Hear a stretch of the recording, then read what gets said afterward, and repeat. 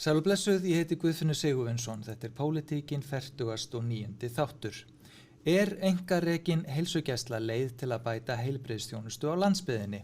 Við heyrum reglulega fréttir af biðlistum og að verulega vanti upp á öfluga nútíma heilsugæslu á landsbyggðinni. Nægir í þessu sambandi að nefna svæði eins og Suðurnes, Vestmannaeyjar og Akureyri. Íbúum fjölgar en hvorki fé né heilbrigðisstarfsfólk fylgir þeirri þróun, segir heimafólk. Til viðbótar þessum vanda hefur þjónusta sem þó hefur náð að blómstra og ánægja verið með, eins og fæðingaþjónusta, verið færð að mestu til Landspítala og hátæknivæddum skurðstofum á Suðurnesjum lokað. Þarf þetta að vera svona? Einn miðlægur ríkisspítali í Reykjavík og plástrar fyrir landsbyggðina. Vilhjálmur Árnason, þingmaður Sjálfstæðisflokksins, situr í velferðarnefnd þingsins og hann tók málið upp við Svandísi Svavarsdóttur, heilbrigðisráðherra, í óundirbúnum fyrirspurnartíma í vikunni og svaraði ráðherra því til að hún vill stíga varlega til jarðar. Þarna greinir auðvitað Sjálfstæðisflokkinn og Vinstri græn á í grundvallar atriði. En almenningur ósáttur við þjónustu einkarekinna heilsugæslustöðva? Nei, þvert á móti hafa skoðanakannanir sýnt fram á hið gagnstæða. Skoðanakönnun sem Morgunblaðið birti fyrir sléttu ári sýnir til dæmis að einkareknar heilsugæslustöðvar á höfuðborgarsvæðinu komu best út í könnun meðal þeirra sem nýtt hafa sér þjónustu heilsugæslustöðana. Vilhjálmur Árnason gestur minn að þessu sinni. Velkomin. Já, takk fyrir það. Af hverju telur þú að einkarekin heilsugæsla geti eflt heilbrigðisþjónustu á landsbyggðinni? Ég held að það sé nú fyrst og fremst út frá því að við erum svo heppin hér á Íslandi að einkarekin heilbrigðisþjónusta rekin af hugsjónafólki, af fagfólkinu sjálfu og það brennur fyrir að veita góða þjónustu og það sem munurinn á opinberu og einkareknu þjónustunni það að þeir sem eru með þá einkareknu geta svolítið stýrt ferðinni sjálf og það svona frelsi sem þau vilja fá til þess og þannig auðveldra að manna þessar stöður og það líka frekar farnar aðrar leiðir til þess að veita þjónustuna þannig að þarna næst fram hagkvæmari rekstur og betra skipulag svo fólk vill frekar koma að starfa þarna og þetta hefur sýnt sig hér á höfuðborgarsvæðinu að eftir að rekstrarforminu var blandað og þá sem sagt bæði opinber heilsugæsla og svo einkarekin saman og þær voru má segja þannig samkeppni sjúklingana en þeir þurftu að skila sama starfi og fengu þó bara borga frá ríkinu það sama og notandi borgar sama til þeirra áhuga hvert þau fara að þá var farið að svona skoða nýja leiðir og mönnunin gekk betur og beðið eftir þjónustu minnkaði. Og það bara þetta að hafa þetta fjölbreytt rekstrarform og það ekkert kappskepli fyrir mig að hafa allar heilsugæslur einkareknar, heldur bara að hafa fjölbreytt rekstrarform þannig að sé alltaf vera að leita að hagkvæmustu og bestu leiðin í hverju sinni og fólk hefur val það í hvoru kerfinu það vilja vinna og þannig getur fengið fleiri til að starfa í þessu að því að einn af stóru vandamálunum inn í heilsugæslunni sem sagt mönnunin. Þetta ekki alltaf bara fjármögnin og fjármögnin segir ekki allt heldur. Það það að fá fólkið til þess að vinna þarna og svona metnaðargjarnt fólk eins og heilbrigðisstarfsfólk almennt að það vill svolítið fá að sinna sínu starfi vel og hafa eitthvað að segja það hvernig þau sinna starfinu og ég held að þar svona sé stærsti munurinn á milli þessara rekstrarforma. Ég tæpti aðeins á vanda heilsugæslunnar víða á landsbyggðinni við Suðurnesin auðvitað nærtækasta dæmið og ég nefndi fleiri staði. Geturðu útskýrt aðeins betur í hverju þessi vandi liggur? Já, vandinn eins og Suðurnesjum að heilsugæslan alltaf fá ekki hlutverk og svo íbúa þróunin hér í kringum höfuðborgarsvæðinu gríðarlega mikil. Þar sem kannski 1–1,5% íbúafjölgun víða um land og þannig gera öll kerfi ríkisins ráð fyrir í fjárlögum að íbúafjölgun sé 1% almennt, en hún 67% á Suðurnesjum. Og svo hlutfall innflytjenda mun hærra þar og svo erum við með flugvöllin og svona stóra ferðamannastaði sem að setja svona fjölbreytnari áherslur þannig að heilsugæslan þarf svolítið að vaxa með þessu og það hefur bara lengi verið mjög erfitt að manna heilsugæsluna út á landi og sérstaklega á Suðurnesjum. Það bara fáist ekki og hluta til að hafa stundum verið sko afgangur að rekstri heilsugæslunar þó að sjúkrahúsið, heilbrigðisstofnun Suðurnesja hefur vantað fjármagn, þá hefur kannski ekki vantað heilsugæsluhlutann, heldur vantar mannskapinn. Þannig að mönnunin svolítið stór þáttur í þessu. Svo það húsakosturinn líka að það vantar bara pláss á heilbrigðisstofnun Suðurnesja.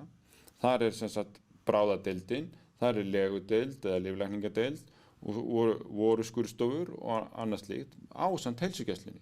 Þannig að með þessu auknu hlutverki, auknum íbúafjöldum, þá bara þetta pláss farið og meðan þetta stækkar ekki, þá bara eykst vandinn og fólk fær ekki það þjónustu sem það væntir. Aðeins að við höldum lengra með umræðinu. Þú skýrðir mjög vel út áðan hvað felst í einkarekstri. En það sem hefur ruglað þessa umræðu, finnst manni svolítið á umliðnum árum, það að margir rugla saman einkarekstri og svo einkavæðingu. Þannig að það sem markmiðið bara eitt að græða sem mesta peninga, sko. Og svo eru aðrir sem að segja líka, vilja fara varlega og segja, einkarekstur bara forstig einkavæðingar. Og þá sé í rauninni eigi að fara að láta sem stinna sjúku borga á eigin vasa fyrir sín veikindi, sem að auðvitað hugsun sem að engum Íslendingi hugnast. Getur aðeins farið yfir þetta með okkur, sko, að svona betur með muninn og hefur þú einhvern tímann skynjað þinn minnsta vilja á pólitíska sviðinu til þess að fara, segjum sambarilega leið og Bandaríkjamenn hafa farið? Já, ég getur bara byrjað að svara því neitandi. Ég hef aldrei upplifað það að það sé hér og við bara byrja að segja það að með Sjálfstæðisflokkurinn var síðast með heilbrigðisráðuneyti var einmitt kostnaðarþátttaka sjúklinga endurskoðuð og dregið úr henni og henni var breytt svolítið og byrðunum á kostnaði heilbrigðisþjónustu dreift betur þannig að þeir sem að minna að hafa milli handana erfiðara vik að það var dregið úr kostnaðinum gagnvart þeim og það átti líka við lyfin. En varðandi hitt, munin og einkavæðing og einkarekstri alveg bara algjörlega eins og svart og hvítt. Af því að einkavæðingin einmitt þetta að þú borgir þá fullu fyrir það þjónustu sem þú færð og þá getur þú borgaði framfyrir í biðlistum og annað slíkt. En einkareksturinn sem við erum að tala um hér og við höfum alltaf að tala fyrir, hann rúmast inn í þessari opinberu heilbrigðisþjónustu sem við teljum í Íslandi. Og hvað þá opinberu heilbrigðisþjónusta í því ljósi? Opinberu heilbrigðisþjónusta þegar að ríki greiðir fyrir þá heilbrigðisþjónustu sem þú færð. En ef það einkarekstur, þá borgar ríkinu sem sagt einkaaðila fyrir að veita þjónustunni staðinn fyrir að reka stofnunina sjálft. Og þannig að einkareksturinn virkar það þannig að það alla jafna, eiginlega flestum tilfellum í Íslandi þannig að þá heilbrigðisstarfsfólki sjálft sem að rekur starfsemina en ef þetta opinber heilsugæsla þá það sem sagt ríkisstofnun á fjárlögum og það sem við trúum hér í Sjálfstæðisflokknum náttúrulega það að einkaframtakið, það vill fara nýja leiðir, það vill fara hagkvæma leið. Þannig að segjum að einkarekin heilsugæsla fyrir 100.000 manns kosti milljarð en opinbera 1200 milljónir, þá myndum við náttúrulega freka velja þessi einkareknu að þá það samt sparnaður 200 milljónir fyrir skattgreiðendur þó að rekstraaðilarnir myndi fá okkur hagnað af þessu, sko. Hann kemur heldur ekki frá sjúklingunum. Heldur samt sem áður hagræðing þarna. Þannig en svo sjáum við það að eini staðurinn sem verið að ýta út í einkavæðingu í heilbrigðiskerfinu í Íslandi, það til dæmis í liðskiptaaðgerðunum. Út af því að þar klíningin með starfsleyfi til þess að gera liðskiptaaðgerðir. Ef að klíningin fengið að starfa undir einkarekstri, sem sagt, myndu fá greitt frá sjúkratryggingum með samningi fyrir að gera liðskiptaaðgerðir, þá mætti enginn koma og borga sig fram fyrir röðina. Það mætti enginn borga fyrir aðgerðina sína. En að því að klíningin fær ekki slíkan samning, þá þeir eiginlega einkavæðing að því að sjúklingurinn þarf að borga fullu, að því að sjúkratryggingar vil ekki borga hans hlut og þá geta það að borga sig fram fyrir röðina. Þannig að það tvöfalt heilbrigðiskerfi. Þannig að ef við viljum ekki tvöfalt heilbrigðiskerfi og viljum ekki einkavæðingu, þá eigum við að gera samning við sjúkratryggingar. hvort sem við heilsugæsluna, klíningin eða bara hvar sem innan heilbrigðisgeirann eins og á fullt á stöðum og hérna var hægt að telja upp langan staði. Þannig að svo sýna allar mælingar það að þar sem einkarekin heilsugæslustöð, það styttri biðtími, það ánægðari viðskiptavinir, það ánægðara starfsfólk, það hærra launa starfsfólk, en þetta samt alltaf bara sami peningur. Það nýja fjármögnunarkerfið í heilsugæslunni sem var tekið upp 2017 í tíð Sjálfstæðisflokksins í heilbrigðisráðuneytinu, að það búið að reikna bara út hvað hvert viðvik kostar. Þannig við segjum, fyrir þetta viðvik ríkið tilbúið að borga þetta. En það notandinn sem ákveður hvar hann þiggur þjónustuna, hvort þessi opinberið eða einkarekinni. Bara hann fái þessa góðu þjónustu og þeir verða að veita hann góðu þjónustu svo hann vilja koma aftur.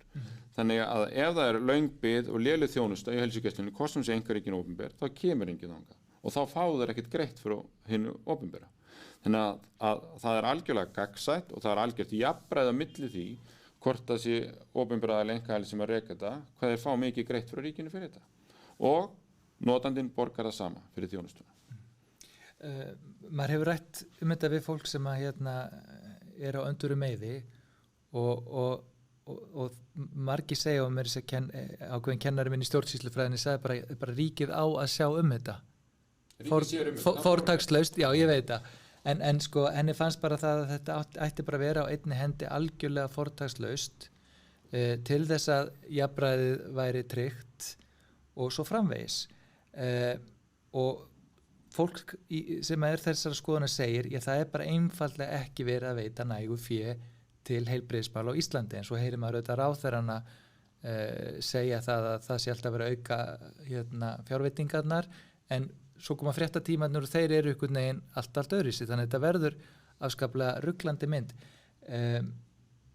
Svona samhliða einkarekstri, ég nú með í huga núna viðtalið við Björn Sóeka í Kastljósi, þar sem verið að tala það að þú veist, það verið ýmislegt sem bendir til að aukna fjárveitingar fari bara í meiri yfirbyggingu, stjórnsýslu og ekki beint í þjónustu við sjúklinga. Þannig að það getur þá varla verið eina lausnin.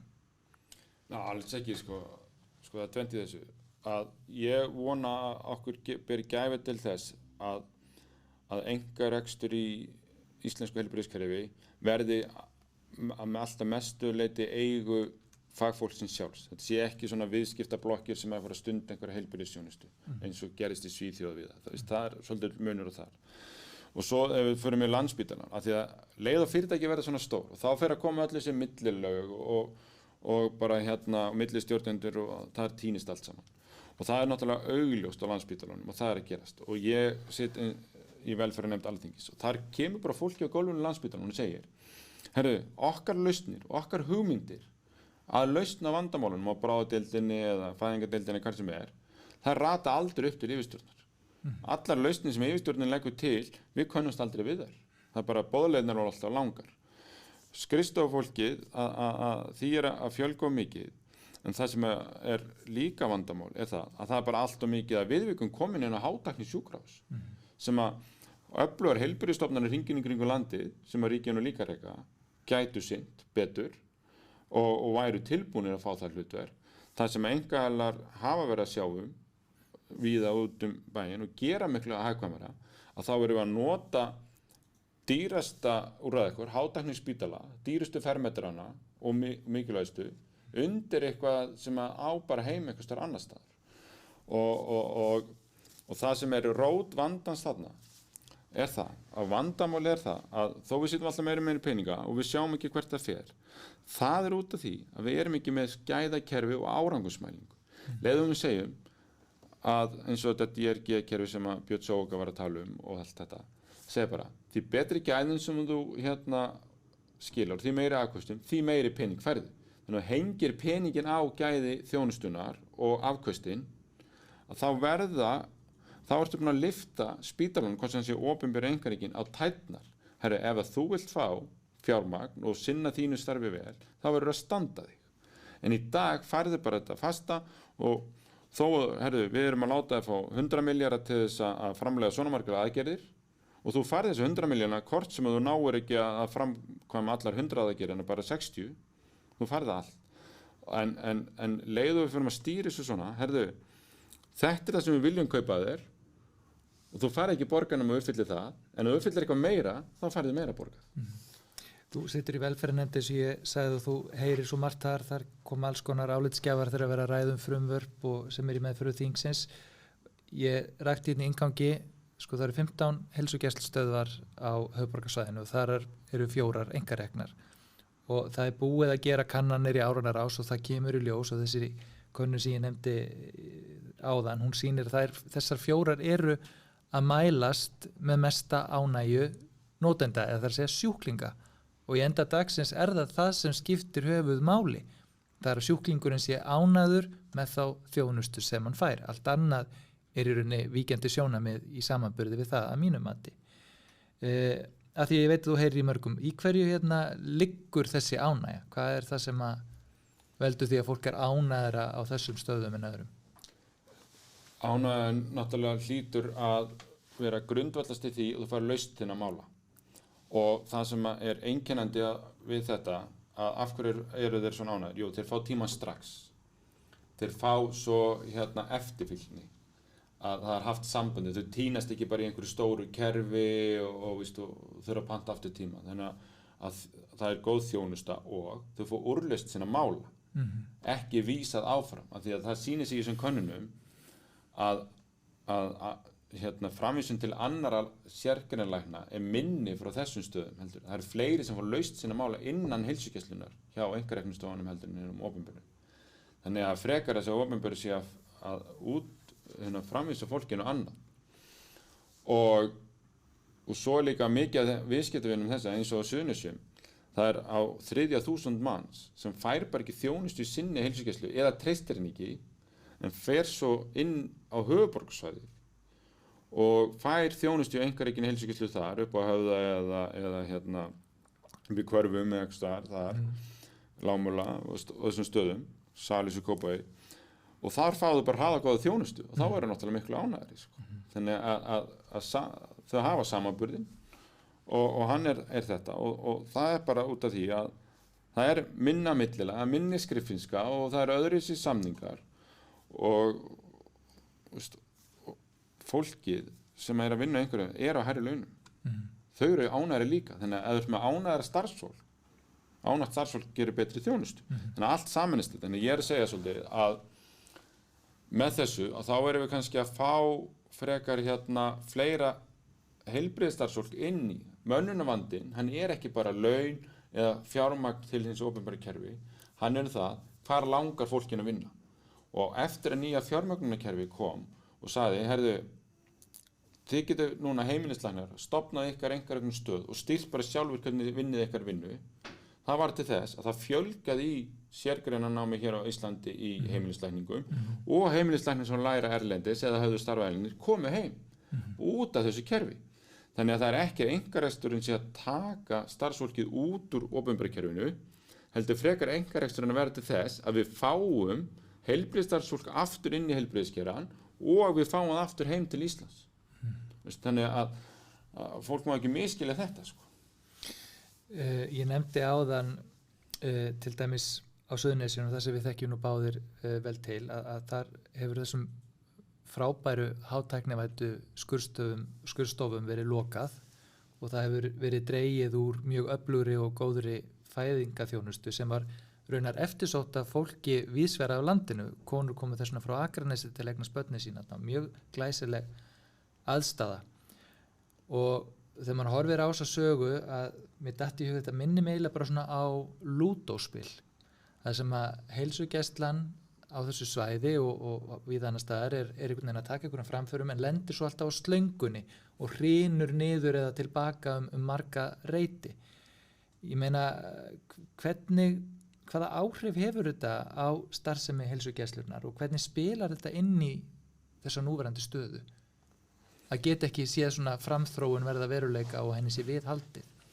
Já, sko, þetta er alveg rétt að bæði fæðingarþjónustan og skurðstofan og bara heilbrigðisstofnun Suðurnesja var mjög flott stofnun og af hverju náði henni sem árangur fyrir metnaðargjarnt og flott starfsfólk á gólfinu. það var bara frábæra ljósmáður, við vorum með vinsælan kvensjúkdómalækni sem var lagði alla sína líf og sál í þetta, yfirstjórnin var stjórn heilbrigðisstofnunar sem barðist fyrir skurðstofunum, fékk samfélag til að safna fyrir og byggði þetta upp. Svo eru þessar stjórnir heilbrigðisstofnunar lagðar niður einhvern veginn, við fáum yfirstjórnina, hún ekki fólk úr samfélaginu, gott fólk alveg, en það bara ekki úr samfélaginu og það bara með eitthvað fjarlög fyrir fram að sig, þetta færi peningin til að spila úr. Þannig að reksturinn á heilbrigðisstofnuninni var hættur að vera svona metnaður fyrir samfélaginu og kraftur starfsfólksins, heldur var svona, hvernig uppfyllum við Excel-skjalið. Og Excel-skjalið bara leiði okkur ekki að hafa skurðstofu lengur. Excel-skjalið leiði okkur ekki að hafa fæðingalæknirinn. Þannig að vantaði þannig drifkraft og metnað í það að gera betur og það það sem að ég segi að í svona heilbrigðisstofnun áhelst bara að vera stjórn yfir þeim til þess að hafa hana metnað inni og yfirstjórnin þarf að vera úr þessu samfélagi. Það það, af því að ég ber þetta alltaf saman. Fólki á heilbrigðisstofnun Suðurnesja, ég hef átt 2 af mínum 3 strákum þar, það fæðst þar og bara öll þjónustan yndisleg og frábær. En það var bara svo sárt að finna að það var ekki stuðningur við þessa öflugu fæðingarþjónustu í yfirstjórninni, af því þeir voru að horfa Excel-skjalið en ekki metnaði fyrir samfélagi. Og fólki sjálft. Já, og fólki sjálft. En fyrir þá sem þau eiga að þjóna, og meðan horfum maður að þau nefndir Akranes.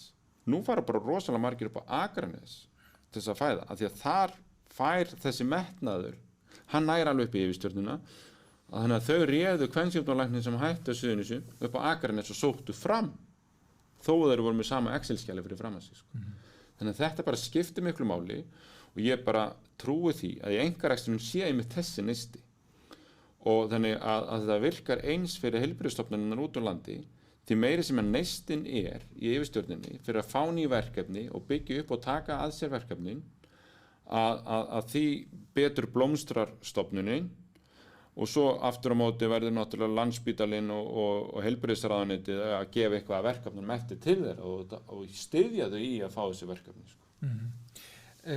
Örugglega einhverjir sem eru ekki sammála okkur í pólitík eru kannski að horfa núna eða hlusta eftir atvikum og hugsa já, þetta er náttúrulega bara gamall blautur draumur sjálfstæðismanna, einkarekstur í heilbrigðiskerfinu. En í því ljósi hefur það vakið athygli mína, til dæmis eins og í bæjarstjórn Reykjanesbæjar.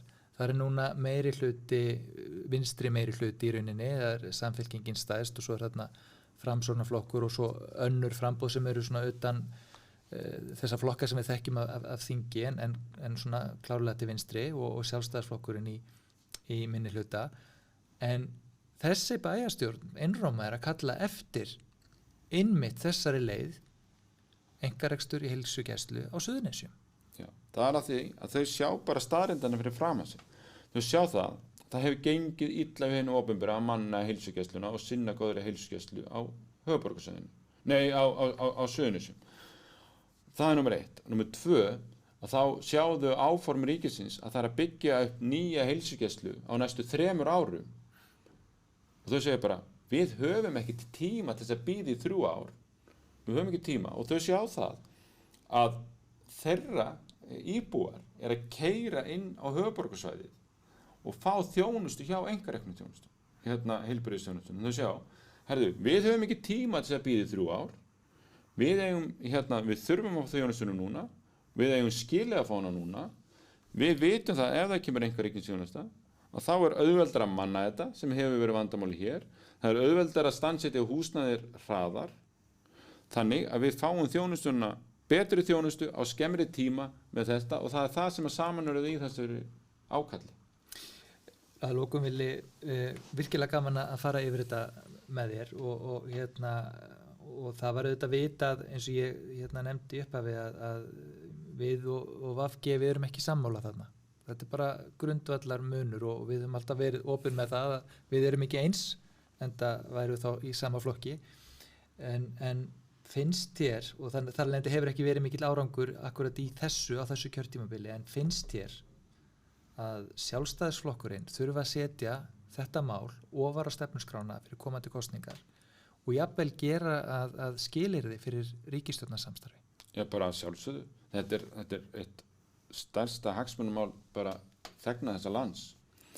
Það er það að þar sem að mesti peningurinn fer í og á að fara í heilbrigðis- og heilsumál þjóðarinnar, hann sé rétt nýtur og fólk fái góða þjónustu fyrir sig og sína, sko, fyrir sína heilsu.